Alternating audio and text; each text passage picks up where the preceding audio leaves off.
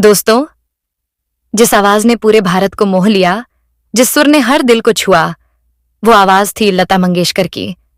लेकिन क्या आपने कभी सोचा है उस मधुर आवाज के पीछे कितनी गहरी खामोशी छुपी थी? एक ऐसा राज जो सालों तक बंद दरवाजों के पीछे कैद रहा।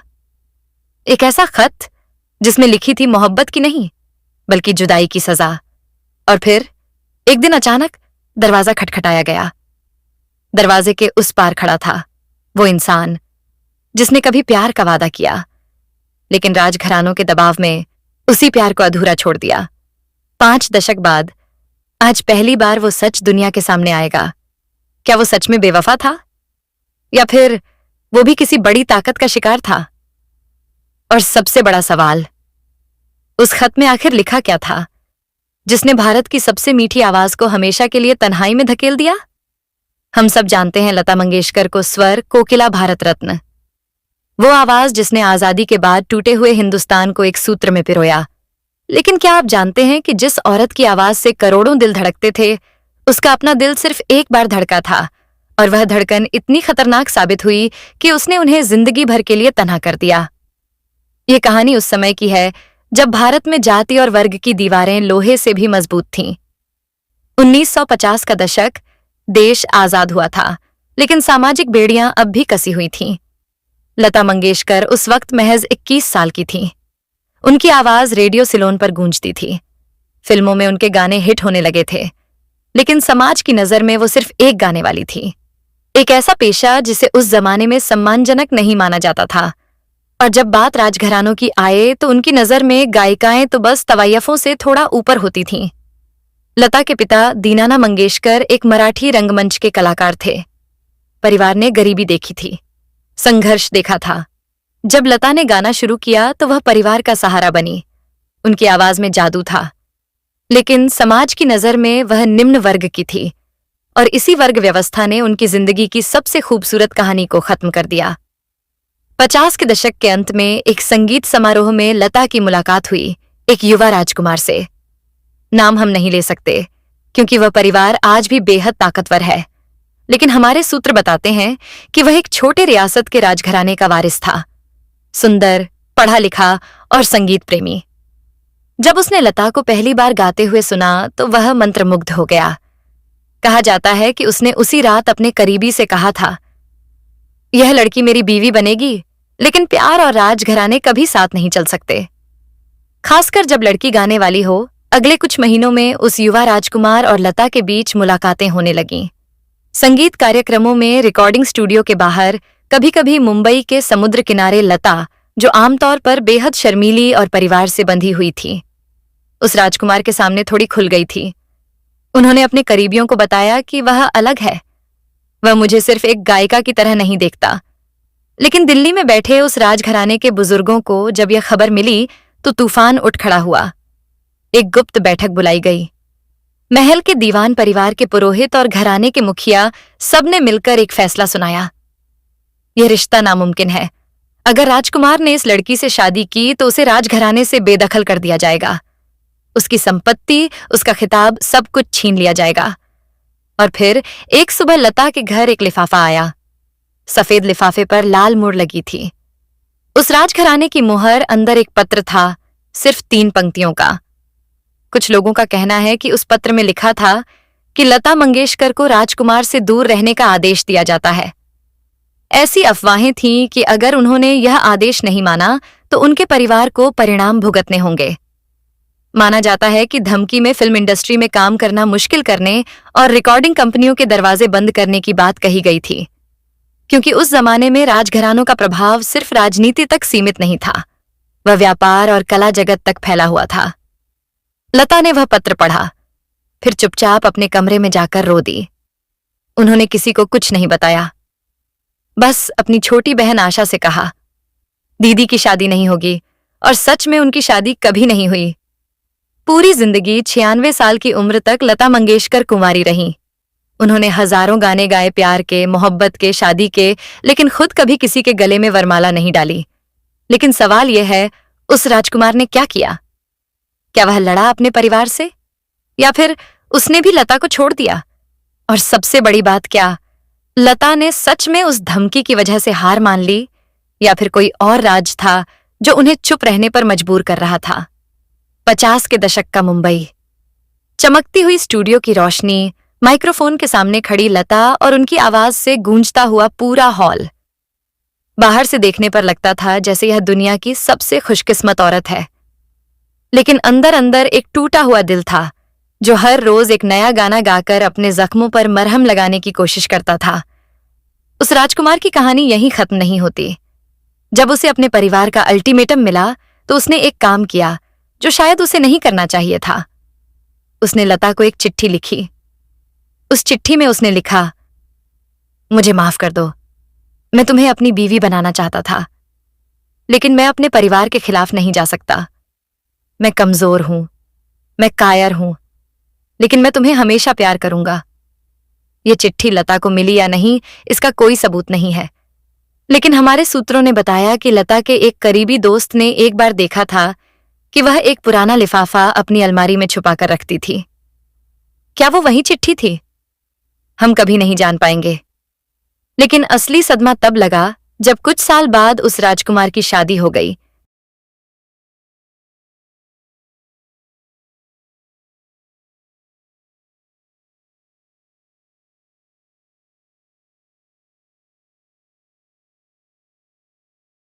और वह भी किसी राजघराने की राजकुमारी से। शादी की तस्वीरें अखबारों में छपी। राजकुमार मुस्कुरा रहा था, दुल्हन घूंघट में थी और हजारों मील दूर मुंबई में लता मंगेशकर ने उस दिन स्टूडियो में एक गाना रिकॉर्ड किया, जैसे वह अपने दर्द को गा रही हो। प्यार किया तो डरना क्या की तरह। क्या यह महज इत्तेफाक था या फिर यह उनका अपने दर्द को आवाज देने का तरीका था?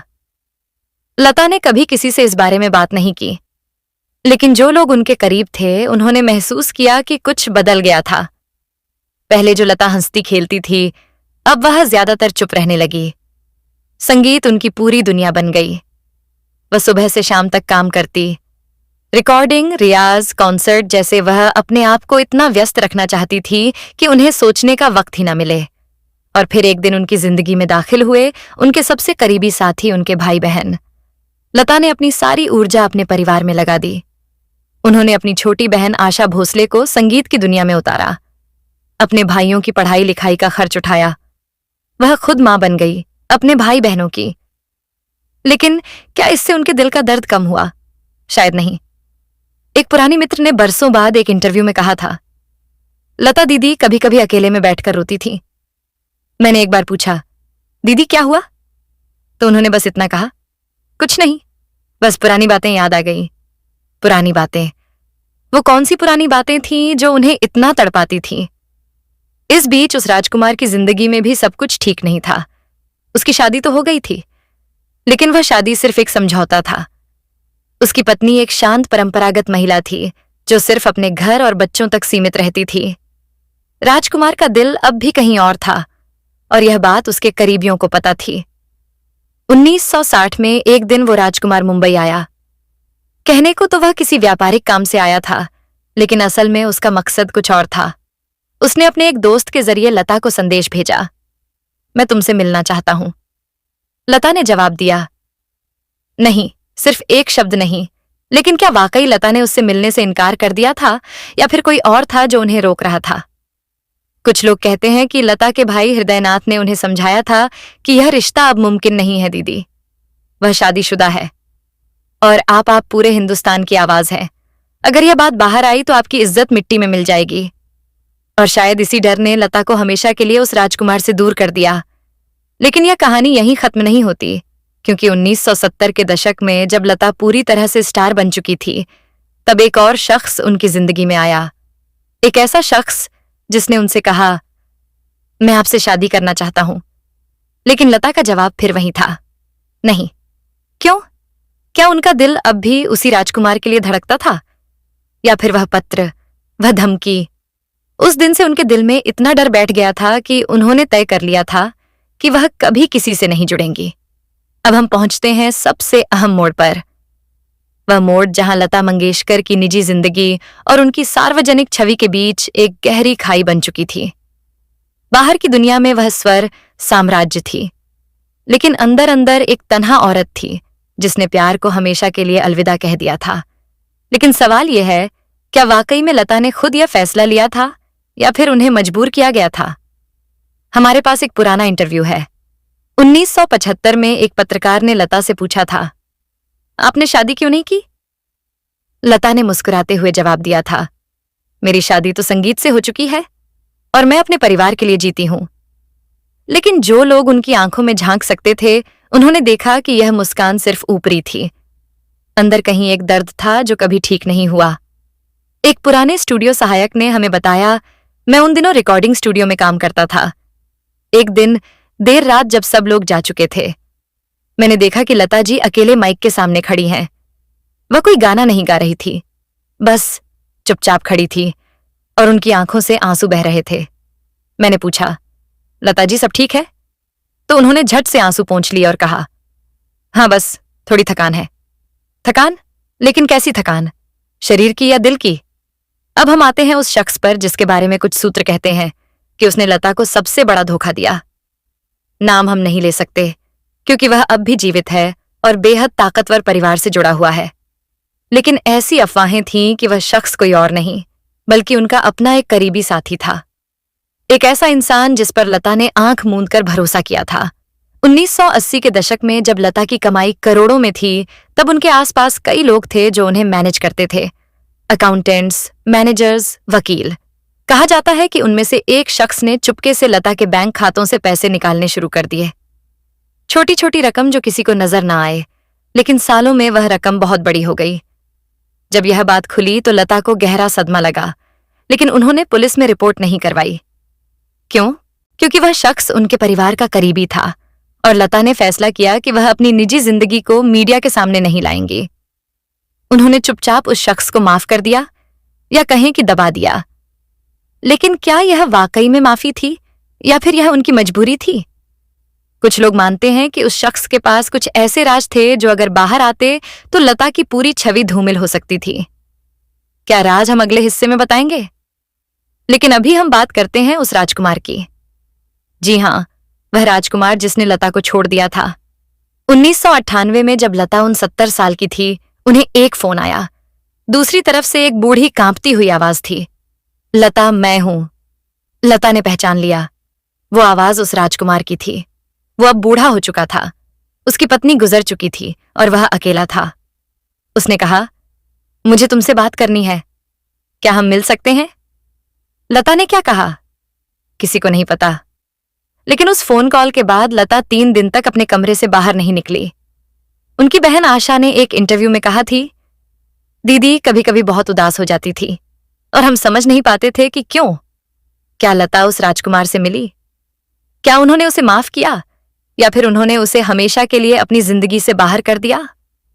और सबसे बड़ा सवाल, वह पत्र, वह धमकी, वह राजघराने का क्रूर फरमान, क्या वह आज भी लता की अलमारी में छुपा हुआ है या फिर उन्होंने उसे जला दिया था?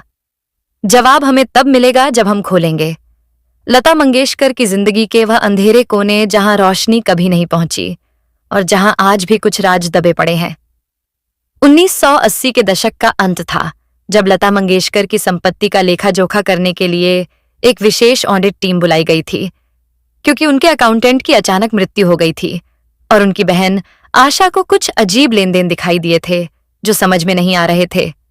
जब ऑडिटर्स ने उनके स्विस बैंक खातों की जांच शुरू की तो वह सन्न रह गए।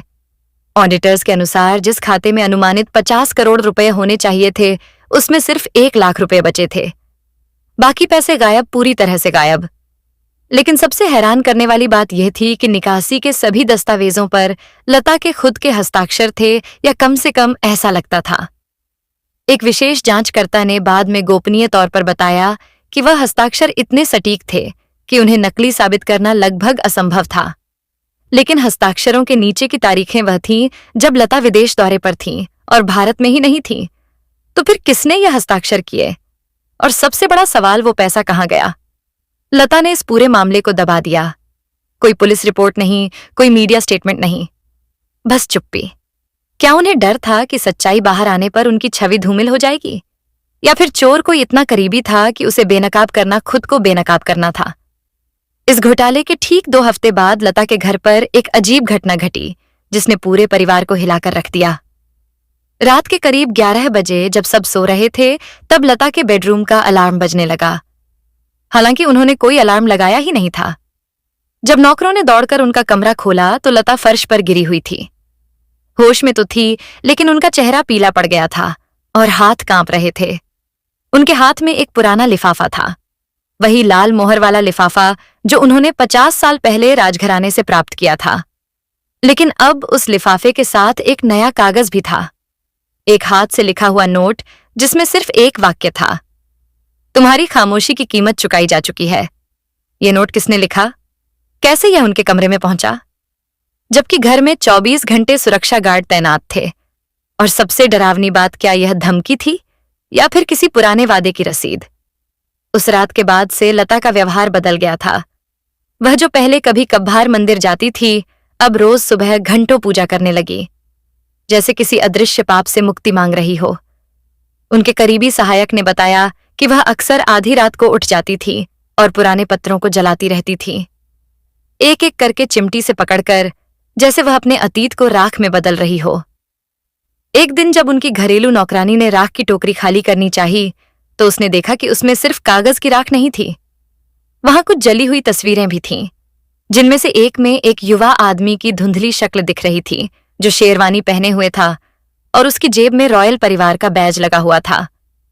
क्या लता अपने अतीत को मिटा रही थी या फिर वह किसी को सबूत मिलने से रोक रही थी? और सबसे अहम सवाल, अगर वह खुद ही सब कुछ जला रही थी तो फिर वह लाल मोहर वाला लिफाफा क्यों बचा कर रखा था? लेकिन पैसों के गायब होने का मामला यहीं खत्म नहीं हुआ था। 1999 में एक रिटायर्ड बैंक मैनेजर ने अपनी मृत्यु से पहले एक हलफनामा लिखा जिसमें उसने दावा किया कि लता मंगेशकर के नाम से खोले गए कम से कम 7 खाते ऐसे थे जिनके बारे में खुद लता को शायद पता नहीं था, और उन खातों में हर महीने बड़ी रकम जमा होती थी जो फिर किसी अज्ञात खाते में ट्रांसफर कर दी जाती थी। उस बैंक मैनेजर ने यह भी लिखा कि एक बार जब उसने इस बारे में पूछताछ करनी चाहिए थी तो उसे धमकी भरा फोन आया था जिसमें कहा गया था कि जो चीजें नहीं जाननी चाहिए उन्हें जानने की कोशिश मत करो, वरना तुम्हारे परिवार को भुगतना पड़ेगा। डर के मारे वह बैंक मैनेजर चुप रहा और अब जब वह मरने वाला था तभी उसने सच बोलने की हिम्मत की। लेकिन उसकी मौत से एक दिन पहले किसी ने उसके घर में सेंध लगाई और वह सारी फाइलें चुरा ली जिनमें उन खातों के सबूत थे। कौन था वह चोर और क्यों किसी को लता की संपत्ति में इतनी दिलचस्पी थी? अब हम आते हैं सबसे काले पहलू पर, लता के आसपास के लोगों का अजीब व्यवहार जो धीरे धीरे एक पैटर्न में ढलता जा रहा था। उनके 3 निजी सचिव, तीनों ने अलग अलग समय पर अचानक नौकरी छोड़ दी बिना कोई कारण बताए और तीनों अगले 6 महीने के भीतर अमीर बन गए। एक ने मुंबई में बंगला खरीदा, दूसरे ने विदेश में बिजनेस शुरू किया, तीसरे के बच्चे अचानक स्विट्जरलैंड की सबसे महंगी यूनिवर्सिटी में पढ़ने लगे। जब पत्रकारों ने उनसे पूछा कि इतना पैसा कहां से आया तो तीनों का जवाब एक जैसा था, निजी निवेश। लेकिन कौन सा निवेश, किस चीज में? कोई जवाब नहीं मिला। एक रिटायर्ड जासूस जिसे लता के परिवार ने गुप्त रूप से इस मामले की जांच के लिए रखा था, उसने बताया कि इन तीनों के बैंक खातों में एक ही विदेशी कंपनी से पैसा आया था, एक ऐसी कंपनी जो कागजों में तो मौजूद थी लेकिन असलियत में कहीं नहीं थी। एक शेल कंपनी, और उस कंपनी के डायरेक्टर्स की लिस्ट में एक नाम था जो एक पुराने राजघराने से जुड़ा हुआ था, उसी राजघराने से जिसने कभी लता को वह लाल मोहर वाला पत्र भेजा था। क्या यह सिर्फ संयोग था या फिर लता को दशकों से किसी ने ब्लैकमेल किया था और उनकी कमाई का एक हिस्सा चुपचाप लूटा जा रहा था? जब लता को इन तथ्यों के बारे में बताया गया तो उन्होंने कुछ नहीं कहा, बस अपने कमरे में चली गई और दरवाजा बंद कर लिया। उस दिन उन्होंने किसी से बात नहीं की, खाना नहीं खाया, बस अपनी पुरानी डायरी के पन्ने पलटती रही जिसमें उन्होंने अपने जीवन के सबसे निजी पल लिखे थे। वह डायरी जिसे उन्होंने अपनी वसीयत में मृत्यु के बाद जलाने का निर्देश दिया था। आखिर उस डायरी में ऐसा क्या लिखा था जो दुनिया को नहीं पता होना चाहिए? क्या वहां उस राजकुमार के नाम के पन्ने थे, या फिर उस धमकी का असली सच, या शायद कुछ और भी जो इतना भयानक था कि लता ने तय कर लिया था कि वह राज उनके साथ ही कब्र में चला जाएगा। 2003 की बात है जब लता मंगेशकर को भारत रत्न मिला। देश का सर्वोच्च सम्मान जो उन्हें राष्ट्रपति के हाथों से दिया गया था और पूरा देश जश्न मना रहा था। लेकिन उस समारोह में एक ऐसी घटना घटी जिसे किसी ने नोटिस नहीं किया, सिवाय उनके सबसे करीबी लोगों के। जब लता मंच पर पुरस्कार लेने के लिए जा रही थी, तभी वीआईपी गैलरी में बैठा एक बुजुर्ग व्यक्ति अचानक खड़ा हो गया था। उसकी उम्र करीब 75 साल रही होगी। उसने काली शेरवानी पहनी हुई थी और उसकी जेब में एक पुराना रॉयल बैज लगा हुआ था जो अब मान्य नहीं रहा था, लेकिन उसकी शाही वंश की पहचान बताता था। जैसे ही लता की नजर उस आदमी पर पड़ी, वो 1 सेकंड के लिए रुक गई। उनके चेहरे का रंग उड़ गया, हाथ में पकड़ा हुआ पल्लू फिसल गया और उन्होंने अपने भाई की बाह को इतनी जोर से पकड़ा कि बाद में उस पर निशान आ गए थे। बाद में जब उनके परिवार ने पूछा कि क्या हुआ था, तो उन्होंने सिर्फ इतना कहा, कुछ नहीं, चक्कर आ गया था। लेकिन एक सुरक्षा अधिकारी ने गोपनीय रूप से बताया कि उस बुजुर्ग व्यक्ति ने भी उसी वक्त अपनी आंखों से आंसू पोंछे थे और तुरंत बाद हॉल छोड़कर चला गया था। वो आदमी कौन था? क्या वह वही राजकुमार था जिसने 50 साल पहले लता को छोड़ दिया था? और अगर हां, तो इतने सालों बाद वह क्यों आया था? माफी मांगने या फिर यह देखने कि जिस औरत को उसने तोड़ा था वह टूटी नहीं बल्कि देश की सबसे बड़ी शख्सियत बन गई थी। उस घटना के 3 दिन बाद लता के घर एक रजिस्टर्ड लिफाफा आया। भेजने वाले का नाम नहीं था, सिर्फ एक पता था जो राजस्थान के एक पुराने महल का था जो अब होटल में तब्दील हो चुका था। लिफाफे के अंदर एक हाथ से लिखा हुआ पत्र था, बूढ़ी कांपती हुई लिखावट में, जिसमें लिखा था, मैं जानता हूं कि मुझे माफी मांगने का कोई हक नहीं है। मैंने जो किया वह क्षम्य नहीं है, लेकिन मैं चाहता हूं कि तुम जान लो कि उस दिन जब मैंने तुम्हें छोड़ने का फैसला किया था वह मेरी जिंदगी का सबसे बड़ा गुनाह था। मेरे पिता ने मुझे 2 विकल्प दिए थे, या तो तुम्हें छोड़ दो या फिर मैं तुम्हारी जिंदगी बर्बाद कर दूंगा। उन्होंने धमकी दी थी कि अगर मैंने तुमसे शादी की तो वह तुम्हारे पूरे परिवार को बर्बाद कर देंगे, तुम्हारे भाई बहनों को फिल्म इंडस्ट्री से निकलवा देंगे, तुम्हारी मां को बेघर कर देंगे। मुझे लगा कि तुम्हें तन्हा छोड़कर मैं तुम्हें बचा रहा हूं, लेकिन अब मुझे पता है कि मैंने तुम्हारी जिंदगी से खुशियां छीन ली। मैं मरने से पहले तुमसे एक बार मिलना चाहता हूं, बस एक बार। लता ने उस पत्र को पढ़ा, फिर उसे अपनी पुरानी डायरी में रख दिया और कभी जवाब नहीं भेजा। क्यों? क्या वह अब भी उससे नफरत करती थी, या फिर वह जानती थी कि कुछ जख्म इतने गहरे होते हैं कि माफी से भी नहीं भरते? लेकिन असली सदमा तब लगा जब 2007 में उस राजकुमार की मृत्यु की खबर आई। उसे दिल का दौरा पड़ा था और वह अकेले मर गया था, क्योंकि उसके बच्चे विदेश में बसे हुए थे और उसकी पत्नी पहले ही गुजर चुकी थी। उसकी मृत्यु के बाद जब उसकी संपत्ति की जांच की गई तो वकीलों को एक सीलबंद संदूक मिला जिस पर लिखा था, मेरी मृत्यु के बाद ही खोलना।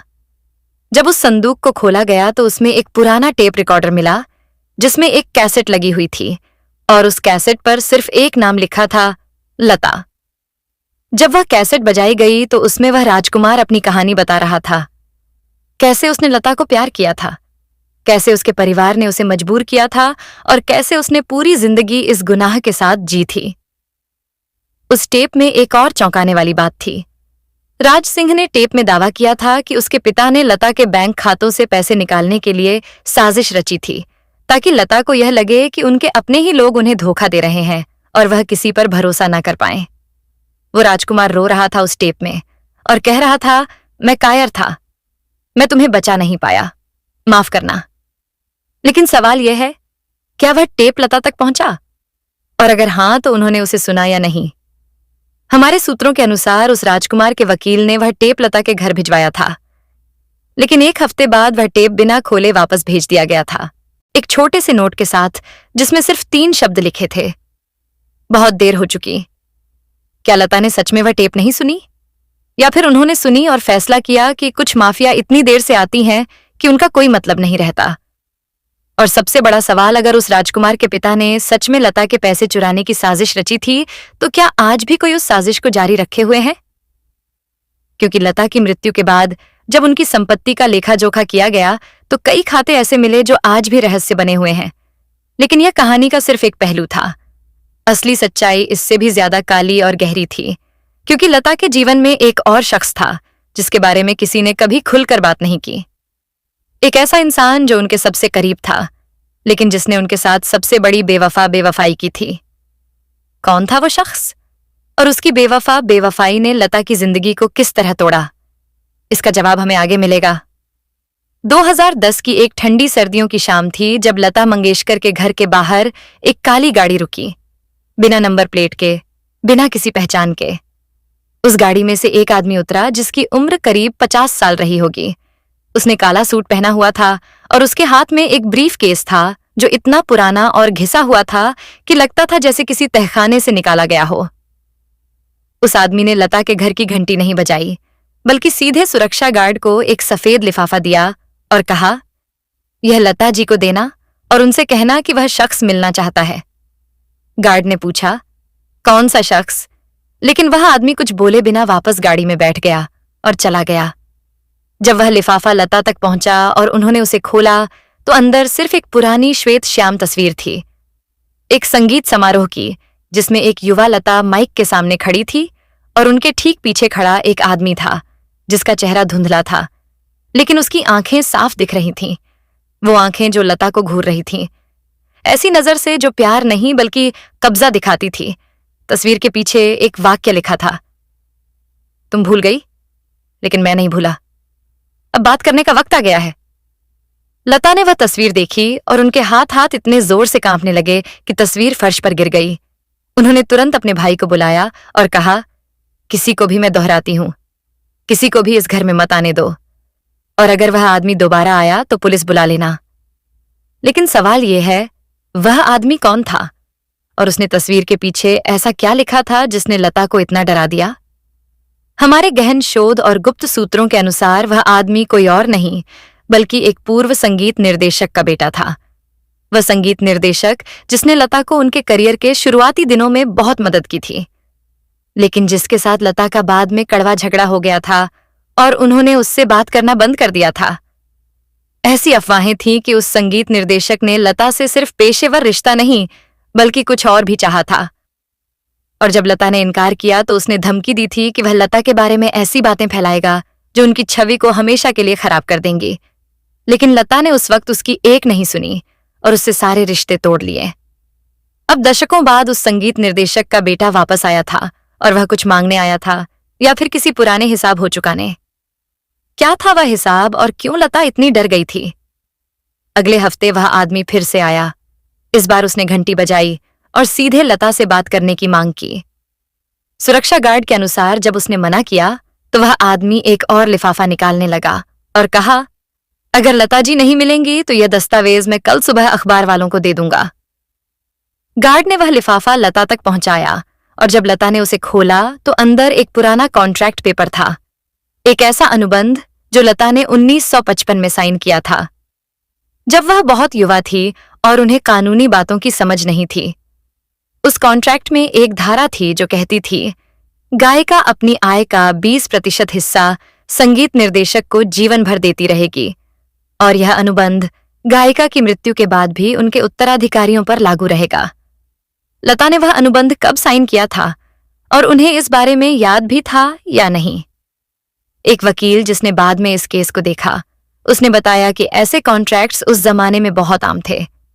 युवा कलाकारों को धोखे से या दबाव में साइन करवा लिए जाते थे और वह अनुबंध इतने जटिल होते थे कि उन्हें तोड़ना लगभग असंभव था। लेकिन लता ने कभी उस संगीत निर्देशक को एक पैसा नहीं दिया था, क्योंकि उन्होंने दावा किया था कि वह अनुबंध जबरदस्ती करवाया गया था। अब 50 साल बाद उस आदमी का बेटा उस पुराने कागज को लेकर आया था और मांग कर रहा था, या तो पिछले 50 सालों का 20% हिस्सा दो जो करोड़ों में बनता था, या फिर यह अनुबंध पब्लिक करो और दुनिया को बताओ कि तुमने एक कानूनी समझौता तोड़ा। लता के पास 2 विकल्प थे, या तो चुपचाप पैसा दो और इस काले अध्याय को दबा दो, या फिर लड़ो और अपनी छवि को दांव पर लगाओ। लता ने तीसरा रास्ता चुना। उन्होंने उस आदमी को बुलाया, आमने सामने बैठी और उससे कहा, तुम्हारे पिता ने मेरे साथ जो किया वह गलत था, लेकिन मैं तुम्हें एक पैसा नहीं दूंगी, जो करना है कर लो। वो आदमी हैरान रह गया, क्योंकि उसने सोचा नहीं था कि एक बूढ़ी औरत जो अपनी छवि के लिए इतनी सजग रही है, इतनी हिम्मत दिखाएंगी। उसने धमकी दी, अगर आपने पैसा नहीं दिया तो मैं सिर्फ कॉन्ट्रैक्ट ही नहीं बल्कि वह तस्वीरें भी लीक कर दूंगा जो मेरे पिता ने आपके स्टूडियो सेशंस में चुपके से खींची थी। वह तस्वीरें जिनमें आप समझ गई होंगी। यह सुनकर लता का चेहरा पत्थर जैसा हो गया, लेकिन उन्होंने अपना फैसला नहीं बदला। उन्होंने कहा, जो करना है कर लो, लेकिन याद रखना झूठ की उम्र लंबी नहीं होती। वो आदमी गुस्से में उठा और चला गया, लेकिन अगले दिन वह तस्वीरें या कॉन्ट्रैक्ट कहीं पब्लिश नहीं हुए। क्यों? क्योंकि उसी रात उस आदमी का एक्सीडेंट हो गया। कहा गया कि वह नशे में गाड़ी चला रहा था और पेड़ से टकरा गया। वो बच गया, लेकिन उसकी गाड़ी में रखा हुआ वह पूरा ब्रीफ केस जिसमें सारे दस्तावेज और तस्वीरें थीं, आग में जलकर राख हो गया। क्या यह सच में एक्सीडेंट था, या फिर किसी ने उसे चुप करने का इंतजाम किया था? लता ने इस पूरे मामले के बारे में कभी किसी से बात नहीं की, लेकिन उनके करीबी लोग बताते हैं कि उस घटना के बाद से वह और भी ज्यादा अकेली हो गई। जैसे उन्हें समझ आ गया हो कि इस दुनिया में किसी पर भरोसा नहीं किया जा सकता, यहां तक कि अपने करीबी लोगों पर भी नहीं। उन्होंने एक डायरी में लिखा था, मैंने अपनी आवाज से सबको खुशियां दी, लेकिन मेरी अपनी खुशियां कहीं रास्ते में खो गई थीं। शायद ये मेरी किस्मत थी, या शायद मैंने गलत लोगों पर भरोसा किया। लेकिन अब मैं किसी से नहीं डरती। जो होना था हो चुका। लेकिन सवाल यह है, क्या सच में सब कुछ हो चुका था, या फिर लता की जिंदगी में अभी भी कुछ काले राज थे जो अभी तक सामने नहीं आए थे? और सबसे बड़ा सवाल, जब लता की मृत्यु हुई तो उनकी उस डायरी का क्या हुआ जिसे उन्होंने जलाने का निर्देश दिया था? क्या वह सच में जला दी गई, या फिर किसी ने उसे छुपा लिया ताकि एक दिन दुनिया को वह सच पता चले जो लता ने हमेशा छुपाया था? और अगर वह डायरी आज भी कहीं मौजूद है तो उसमें ऐसा क्या लिखा है जो लता की पूरी कहानी को बदल सकता है? इन सवालों के जवाब शायद कभी नहीं मिलेंगे, या शायद किसी दिन किसी तहखाने से वह डायरी निकल आए और दुनिया जान जाए कि भारत की सबसे बड़ी आवाज के पीछे कितनी खामोशियां छुपी हुई थीं।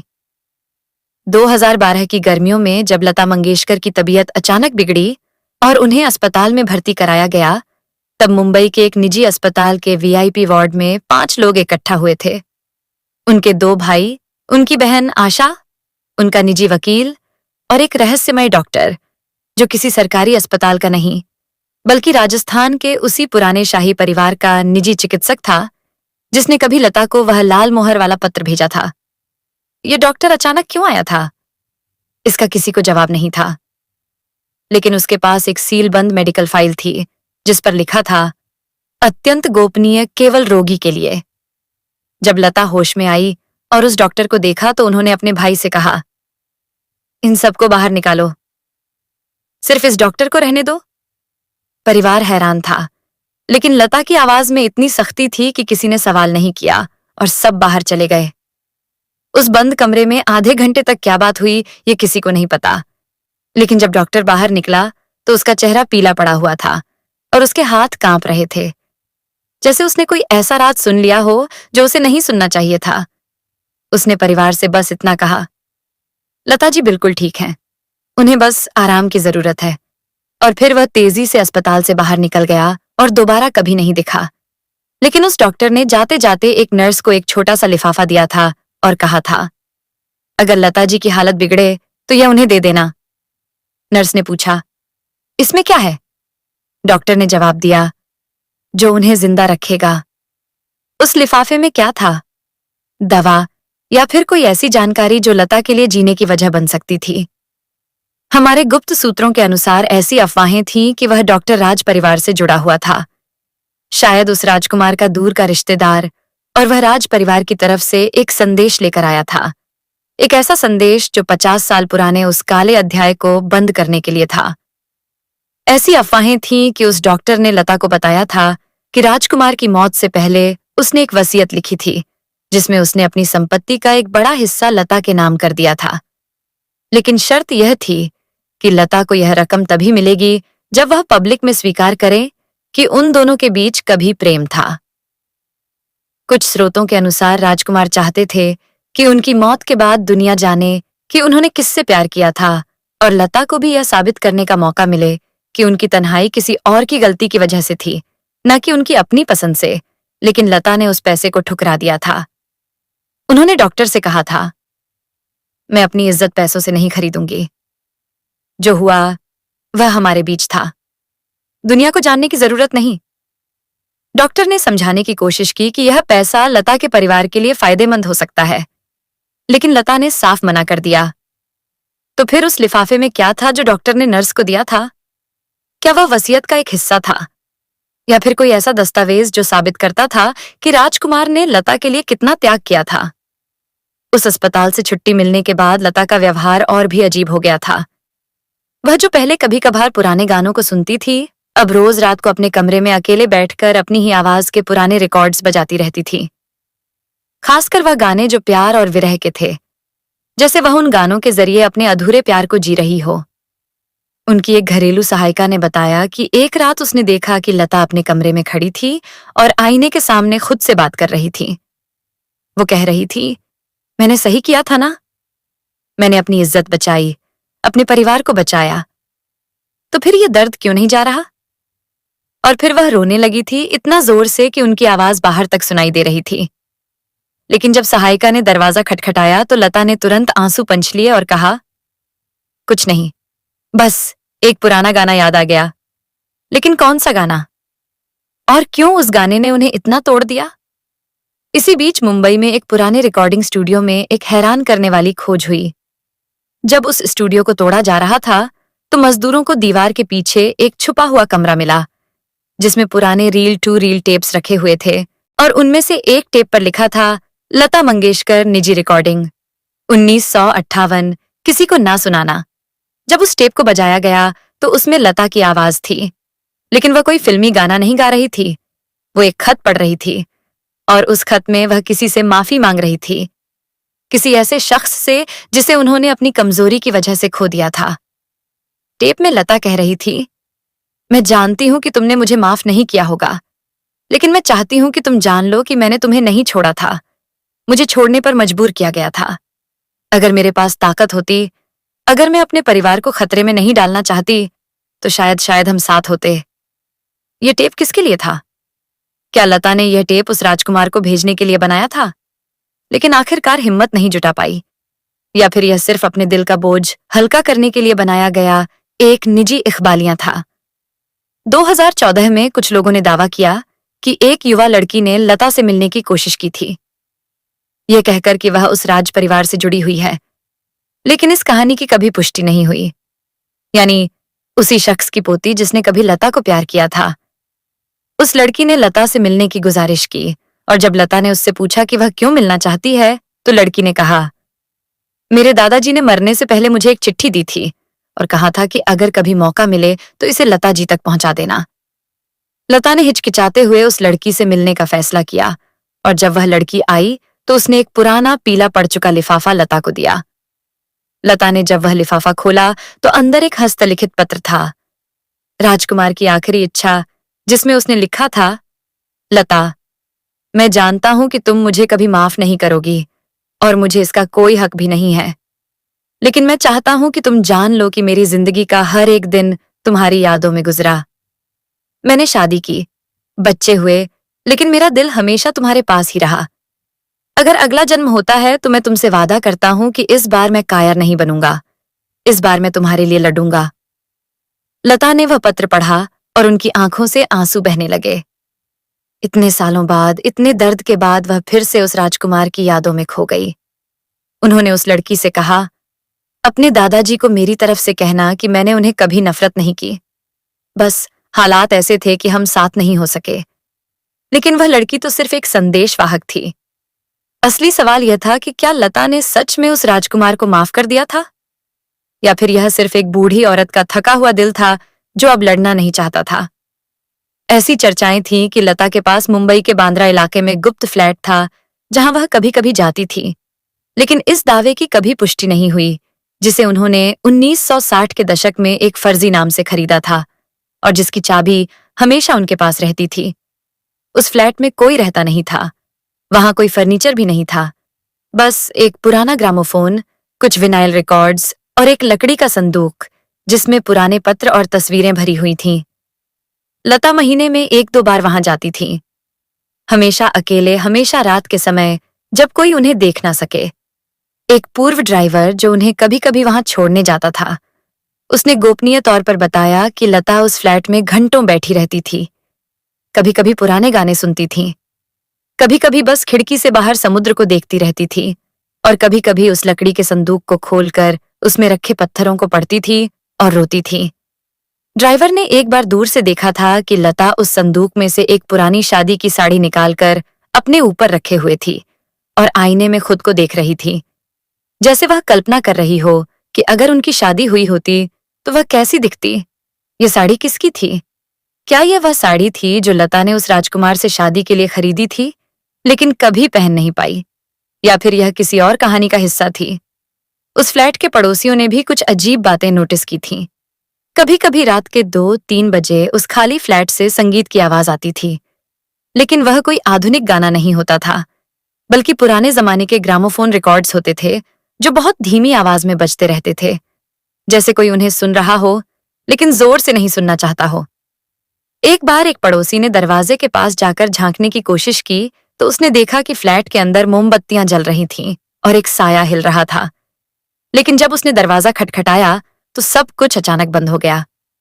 मोमबत्तियां बुझ गईं, संगीत रुक गया और कोई जवाब नहीं आया। क्या लता वहां किसी से मिलती थी, या फिर वह सिर्फ अपनी यादों के साथ वक्त बिताने जाती थी? और सबसे डरावना सवाल, अगर वह फ्लैट इतना गुप्त था तो क्या वहां कुछ ऐसा छुपा हुआ था जो लता अपने परिवार से भी नहीं बताना चाहती थी? 2016 में जब उस फ्लैट की बिजली का बिल महीनों से अनपेड रहा तो बिजली विभाग के कर्मचारियों ने वहां जाकर चेक किया और उन्हें पता चला कि वह फ्लैट एक गुमनाम मालिक के नाम पर रजिस्टर्ड था, जिसकी कोई जानकारी उपलब्ध नहीं थी।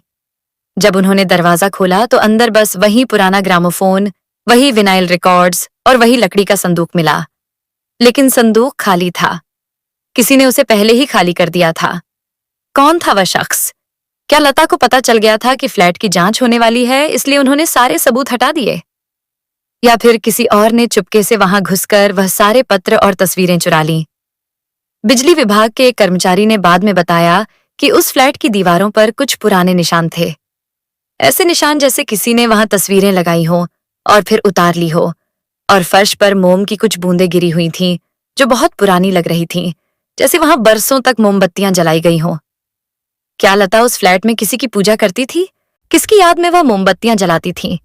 लेकिन सबसे हैरान करने वाली बात तब सामने आई जब 2018 में एक पुराने अखबार के संवाददाता को एक गुमनाम पत्र मिला जिसमें उस फ्लैट का पता लिखा हुआ था और एक नोट था। अगर आप लता मंगेशकर की असली कहानी जानना चाहते हैं तो इस पते पर जाइए और फर्श के नीचे देखिए। एक संवाददाता ने बाद में दावा किया कि उस फ्लैट की फर्श के नीचे एक धातु का डिब्बा मिला था, लेकिन इस कहानी को कभी साबित नहीं किया जा सका। जब उस टेप को बजाया गया तो उसमें लता की आवाज थी, लेकिन यह कोई गाना नहीं था। यह एक डायरी की तरह था जिसमें लता अपने मन की बातें कह रही थी। टेप में लता कह रही थी, आज मैं फिर से उस फ्लैट में आई हूं। मुझे नहीं पता क्यों मैं यहां आती हूं। शायद इसलिए कि यहां मैं खुद को वह इंसान मान सकती हूं जो मैं होना चाहती थी, न कि वह जो मुझे बनना पड़ा। यहां मैं सिर्फ लता हूं, कोई गायिका नहीं, कोई देवी नहीं। यहां मैं वह औरत हूं जिसे प्यार हुआ था, जिसने सपने देखे थे और जिसके सारे सपने टूट गए। ये टेप कब रिकॉर्ड किया गया था और लता ने इसे फर्श के नीचे क्यों छुपाया था? क्या वह चाहती थी कि कोई इसे ढूंढे, या फिर यह सिर्फ एक गलती थी? ऐसी अफवाहें फैली कि उस संवाददाता के साथ कुछ अजीब हुआ था, लेकिन इस बारे में कोई पुख्ता जानकारी नहीं मिली और वह टेप भी गायब हो गया। किसी ने उसे चुप करा दिया था, लेकिन क्यों? किसे डर था कि लता की असली कहानी बाहर आ जाएगी? और सबसे बड़ा सवाल, क्या लता को इस बारे में पता था? क्या उन्होंने खुद ही किसी को भेजा था उस टेप को नष्ट करने के लिए, या फिर कोई और था जो लता की छवि को बचाने के लिए किसी भी हद तक जा सकता था? 2019 में जब लता मंगेशकर की उम्र 90 साल हो चुकी थी, तब उनके घर के पुराने स्टोर रूम की सफाई के दौरान एक अजीब चीज मिली। एक बंद लिफाफा जिस पर लिखा था, मेरी मृत्यु के बाद खोलना। लेकिन वह लिफाफा लता की लिखावट में नहीं था, बल्कि किसी और की लिखावट में था, और उस पर तारीख थी 1958। जब लता के भाई ने वह लिफाफा उनके पास लाया और पूछा कि यह क्या है, तो लता का चेहरा एकदम सफेद हो गया। उन्होंने लिफाफा झपट कर अपने हाथ में ले लिया और कहा, यह मेरा निजी सामान है, किसी को इसे छूने की जरूरत नहीं। लेकिन उनकी आवाज में इतना डर था, इतनी घबराहट थी कि भाई को लगा कि इस लिफाफे में जरूर कुछ बहुत बड़ा राज है। उन्होंने पूछा, दीदी, ये किसका लिफाफा है? लेकिन लता ने कोई जवाब नहीं दिया। बस उस लिफाफे को अपने सीने से लगाकर अपने कमरे में चली गई और दरवाजा बंद कर लिया। उस दिन के बाद से वह लिफाफा कभी किसी ने नहीं देखा। लेकिन सवाल यह है, उस लिफाफे में क्या था? किसने उसे लिखा था? और क्यों उसे 1958 से लेकर 2019 तक इतने सालों तक छुपाकर रखा गया था? हमारे गहन शोध के आधार पर हमें पता चला कि 1958 वो साल था जब लता को वह पहला खत मिला था। वो लाल मोहर वाला खत जिसमें राज परिवार ने उन्हें धमकी दी थी कि वह उस राजकुमार से दूर रहे। लेकिन ऐसी अफवाहें हैं कि उसी साल एक और खत भी आया था, एक ऐसा खत जो उस राजकुमार ने खुद लिखा था अपने परिवार की पीठ पीछे, और जिसमें उसने लता से कहा था कि मैं तुम्हें नहीं छोड़ूंगा, मैं अपने परिवार से लड़ूंगा, बस मुझे थोड़ा वक्त दो। लेकिन वह वक्त कभी नहीं आया और वह राजकुमार कभी नहीं लड़ा। तो फिर क्या उस लिफाफे में वही खत था? वो खत जिसमें झूठे वादे थे? और अगर हां, तो लता ने उसे इतने सालों तक क्यों रखा? क्या वह अब भी उस राजकुमार से प्यार करती थी? या फिर वह खत एक यादगार था उस समय की जब उनके पास उम्मीद थी? उस लिफाफे की खोज के कुछ हफ्तों बाद लता की तबीयत फिर से बिगड़ी और इस बार उन्हें अस्पताल के आईसीयू में भर्ती कराया गया, क्योंकि उनकी सांसें रुक रही थीं और डॉक्टरों को डर था कि शायद यह उनके आखिरी दिन हो। उस समय लता ने अपने परिवार से एक अजीब मांग की। उन्होंने कहा कि उन्हें अपनी पुरानी डायरी चाहिए, वह डायरी जिसे वह हमेशा अपने पास रखती थी और जिसमें उन्होंने अपने जीवन के सबसे निजी पल लिखे थे। परिवार ने वह डायरी उन्हें दे दी और लता ने उसे खोलकर कुछ पन्ने पढ़े। फिर उन्होंने एक पेन मांगा और उस डायरी में कुछ लिखना शुरू किया। जब नर्स ने पूछा कि आप क्या लिख रही हैं, तो लता ने मुस्कुराते हुए कहा, अपनी आखिरी इच्छा। और फिर उन्होंने उस डायरी को बंद कर दिया और अपने भाई को दे दिया और कहा, जब मैं चली जाऊं तो इसे जला देना, किसी को मत पढ़ने देना। भाई ने पूछा, क्यों दीदी, इसमें ऐसा क्या है? लेकिन लता ने सिर्फ इतना कहा, कुछ राज कब्र में चले जाने चाहिए। लेकिन किस्मत को कुछ और ही मंजूर था। लता उस बीमारी से ठीक हो गई और अस्पताल से घर लौट आई। लेकिन उनका व्यवहार बदल गया था। वह जो पहले कभी कभार लोगों से मिलती थी, अब किसी से नहीं मिलना चाहती थी। वह अपने कमरे में बंद रहने लगी और सिर्फ अपने परिवार के सदस्यों को ही अंदर आने देती थी। उनकी बहन आशा ने एक इंटरव्यू में कहा थी, दीदी बदल गई हैं, जैसे उन्होंने दुनिया से नाता तोड़ लिया हो। वह सिर्फ अपनी यादों में जी रही हैं। लेकिन कौन सी यादें? क्या वह उस राजकुमार की यादें थीं या फिर कुछ और? 2020 में जब पूरी दुनिया कोरोना महामारी से जूझ रही थी, तब लता के घर में एक और रहस्यमय घटना घटी। उनके कमरे से धुएं की बदबू आई और जब परिवार ने दरवाजा खोला तो देखा कि परिवार के एक सदस्य ने बाद में बताया कि लता ने उस दौरान अपने कुछ पुराने कागज जलाए थे। शायद वह अपने अतीत को खुद से दूर करना चाहती थी। जब भाई ने पूछा कि यह क्या कर रही हैं, तो लता ने कहा, सफाई कर रही हूं। बहुत दिनों से कचरा इकट्ठा हो गया था, लेकिन वह कचरा नहीं था, वह उनके पुराने पत्र थे, उनकी तस्वीरें थीं, उनकी डायरी के कुछ पन्ने थे। क्यों लता अचानक अपना पूरा अतीत जला रही थी? क्या वह डर गई थी कि उनकी मौत के बाद यह सब सच दुनिया के सामने आ जाएगा, या फिर वह खुद ही अपनी कहानी को अपने साथ मिटा देना चाहती थीं? शायद वो जानती थीं कि हर सच दुनिया को नहीं बताया जाता। कुछ राज ऐसे होते हैं जिन्हें दफन ही रहने देना बेहतर होता है, या फिर वो सिर्फ अपने अतीत से आजाद होना चाहती थीं, उन यादों से जो हर रात उन्हें तोड़ देती थीं। सच क्या है ये कोई नहीं जानता, क्योंकि उन्होंने कभी कुछ कहा नहीं, और जो कहा जा सकता था उसे उन्होंने खुद ही खामोशी में जला दिया। एक तरफ थी भारत की स्वर कोकिला, जिनकी आवाज ने करोड़ों दिलों को छुआ, और दूसरी तरफ वो खामोशियां जिनके पीछे शायद कई अनकहे राज छुपे थे। क्या वाकई एक प्यार अधूरा रह गया था? क्या सच में कोई ऐसा खत था जिसने उनकी पूरी जिंदगी बदल दी? या फिर ये सब सिर्फ वक्त के साथ बनी कहानियां हैं? सच जो भी हो, एक बात तय है, लता मंगेशकर ने अपनी आवाज से वो मुकाम हासिल किया जहां तक पहुंचना हर किसी के बस की बात नहीं। बाकी सच क्या है, वो शायद हमेशा के लिए एक रहस्य ही रहेगा। अगर आपको ये कहानी दिलचस्प लगी तो वीडियो को लाइक करें और ऐसे ही अनसुने किस्सों के लिए हमारे चैनल स्टार मनोहर राठौर को जरूर सब्सक्राइब करें। मिलते हैं अगली वीडियो में एक और रहस्य के साथ।